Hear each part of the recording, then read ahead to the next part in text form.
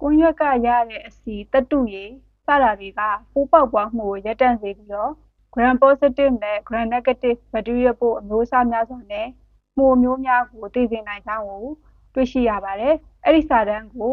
US က National Library of Medicine မှာစာတမ်းတင်ထားတာဖြစ်ပါတယ်။ကွမ်းရွက်ကရယူတဲ့အဆီ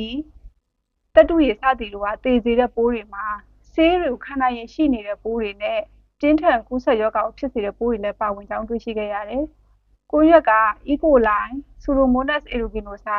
စတဲ့ gram negative ဘက်တီးရီးယားပိုးတွေရော Staphylococcus aureus စတဲ့ gram positive ဘက်တီးရီးယားပိုးတွေရော Candida albicans တို့စတဲ့